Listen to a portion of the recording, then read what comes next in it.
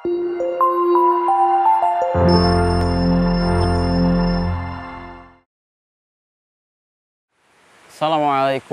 warahmatullahi wabarakatuh. Masih mengenai nasihat Umar bin Khattab radhiyallahu an agar umat Islam mengenal kejahiliyahan, yang menurut sebagian ulama bisa kita tarik dalam konteks kejahiliyahan modern maupun kejahiliyahan yang terjadi sebelum masa pengutusan Rasulullah SAW. Bahwa kalau ada orang Islam tidak mengenal jahiliyah, tidak tahu apa yang disebut sebagai jahiliyah atau kondisi tanpa petunjuk dari Allah Subhanahu wa taala, maka agama ini akan terurai satu demi satu. Maka serial ini akan saya bahas atau akan saya jelaskan pelan-pelan saja mengenai apa itu masa jahiliyah. Nah, rekan-rekan sekalian, salah satu yang menarik dari masa jahiliyah itu adalah bagaimana penduduk kota Mekah itu memandang perempuan. Ada satu mitos. Ya, ada satu mitos. Mitos itu bahwa orang Arab gitu ya, orang Arab itu memandang rendah perempuan. Kata perempuan itu dianggap sebagai barang, dianggap sebagai benda, dianggap sebagai properti, bukan dianggap sebagai manusia. Akan tetapi ternyata ini hanya berlaku pada sebagian kelas, ini hanya berlaku kepada sebagian kelompok manusia. Karena ternyata di masa jahiliyah ada sekelompok perempuan, ada satu kelas perempuan tertentu yang harkat dan martabatnya tinggi. Ini untuk membuktikan bahwa peradaban jahiliyah itu bukan berarti peradaban yang menempatkan perempuan rendah begitu saja, bukan. Tapi peradaban jahiliyah itu adalah peradaban dalam kondisi tanpa wahyu. Contohnya adalah nenek buyut dari Rasulullah SAW. Namanya Salma, yang merupakan istri dari Hashim. Hashim itu ayah dari Abdul Muthalib. Salma ini merupakan seorang pedagang besar, penguasa pasar di kota Madinah. Nah, ketika seorang perempuan bisa menjadi penguasa pasar di masa jahiliyah, ini kan tampaknya kontras dengan cerita bahwa perempuan itu masih bayi itu dibunuh, dikubur hidup-hidup, bahwa perempuan itu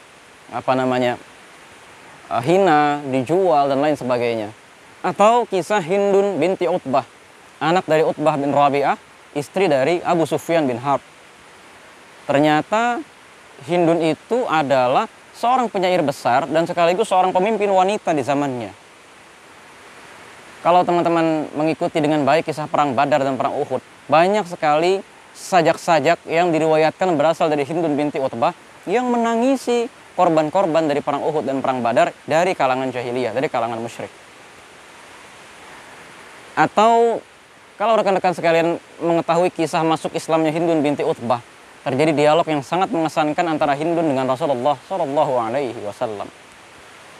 Atau contoh yang paling dekat sekarang, ke lingkar keluarga Rasulullah SAW, para bibi Rasulullah SAW. Ada Atikah, ada Sofiyah, ya, dan lain-lain sebagainya. Para bibi Rasulullah ini ternyata adalah para ahli sajak di zamannya, ahli bahasa di zamannya. Ada satu kisah yang menarik yang dipaparkan oleh Ibnu Hisham ketika Abdul Muthalib wafat atau sekarat.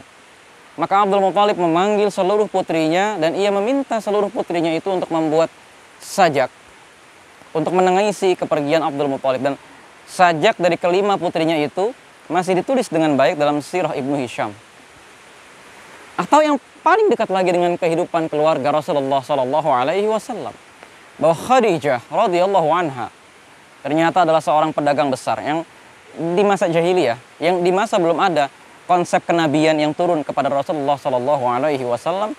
Khadijah itu digambarkan oleh Ibnu Hisham kerap melakukan komunikasi dengan Waraqah bin Naufal dan seakan-akan menunggu kapan Nabi itu akan datang atau apakah dia benar orangnya. Dan selama masa menunggu itu, Khadijah mewarisi kekayaan dan jalur dagang dan budak-budak atau karyawan dari mantan suaminya yang sudah wafat sebelumnya.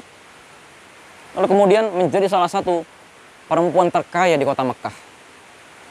Ternyata memang yang jadi masalah itu bukan semata-mata perempuan diperlakukan bagaimana, karena ada sekelompok kelas perempuan yang tidak diperlakukan sewenang-wenang. Akan tetapi ada sekelompok kelas perempuan, diantaranya kelas budak, yang diperlakukan sewenang-wenang. Bangsa nomaden, bangsa suku-suku yang namanya entah apa di gurun-gurun pasir di sekeliling kota Mekah, itulah mereka yang membunuh anak perempuan mereka. Atau kemudian mereka mengatakan, ya pokoknya anak laki-laki lebih baik karena apa? Anak laki-laki itu bisa menggembala, lebih kuat, bisa dijadikan pasukan perang saat terjadi perang suku. Nah, ketika ada satu suku, itu menjadikan banyaknya jumlah laki-laki sebagai angkatan perang, sebagai gambaran kekuatan mereka di atas suku yang lain. Maka ini sebenarnya adalah sebuah gambaran bahwa di masa itu tidak ada yang namanya konsep perdamaian. Perempuan dianggap memperlemah kedaulatan suatu suku. Perempuan dianggap memperlemah kedaulatan suatu bani atau suatu teritori. Nah, datang syariat Islam. Dan kemudian ternyata syariat Islam itu menghapus itu semua. Mukminin wal mukminat, semuanya diperlakukan sama.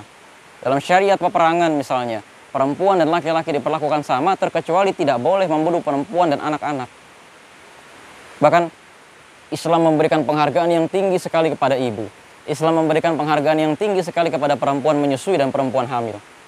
Islam memberikan penghargaan yang tinggi kepada para istri kaum muslimin agar mereka menutup auratnya, agar mereka tidak lagi menjadi korban pemerkosaan, agar mereka tidak lagi menjadi objek pelampiasan seksual semata-mata dari bangsanya. Ada banyak sekali dalil-dalil yang menunjukkan itu.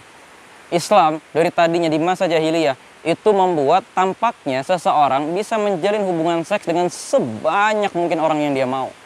Tapi di dalam Islam, ya, dibatasi. Laki-laki hanya maksimal bisa berhubungan seks dengan 4 orang istri dalam satu waktu. Kalau dia mau lebih, maka harus menceraikan salah satu istrinya. Atau dengan jalan milkul yamin, budak yang menjadi milik dia. Itu pun harus dia nafkahi dalam kitab Kifayatul Akhyar. Ditulis dengan jelas bagaimana nafkah kepada milkul yamin. Artinya milkul yamin itu dianggap sebagai manusia, bukan sebagai benda. Apa itu milkul yamin? Budak yang melahirkan anak dari tuannya. Nah, ketika orang-orang di masa jahiliyah itu membolehkan seseorang berhubungan seks dengan siapa saja, lalu Islam membatasi itu maksimal dengan 4 orang, itu pun dengan peraturan nafkah yang adil dan lain sebagainya. Mengapa kita masih mengatakan Islam tidak meninggikan derajat perempuan atau minimal menyatakan dengan deklarasi yang jelas sekali bahwa laki-laki dan perempuan itu sama-sama manusia dengan hak-hak yang sama, dengan kewajiban yang sama, akan tetapi terbedakan karena fitrahnya masing-masing. Tidak mungkin seorang wanita hamil kewajibannya jadi sama dengan seorang laki-laki. Tidak mungkin seorang perempuan yang sedang menyusui itu kewajibannya jadi sama dengan seorang laki-laki. Kenapa sekarang ada fenomena perempuan hamil atau perempuan menyusui terpaksa mencari kerja dan lain sebagainya? Karena mereka menggantikan peran laki-laki yang tidak berfungsi dalam rumah tangga untuk mencari nafkah.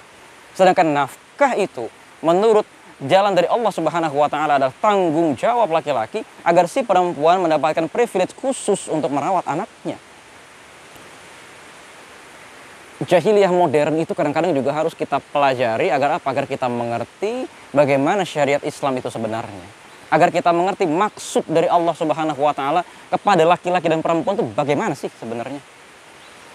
Apakah benar syariat poligami itu menindas perempuan dan lain sebagainya? Lalu apa definisi adil dan lain sebagainya? Bahwa berpoligami itu sangat rumit. Kenapa perempuan itu harus pakai wali? Karena wali itu melindungi perempuan. Dan ketika wali tidak hadir, maka hakim sebagai wujud dari negara melindungi perempuan itu agar si perempuan tidak sembarangan dinikahi orang dan tidak sembarangan menerima orang yang kita tidak tahu dia siapa. Hakim akan menilai itu dengan jelas dan maksimal 4 dibuktikan secara hukum. Inilah Islam. Assalamualaikum warahmatullahi wabarakatuh.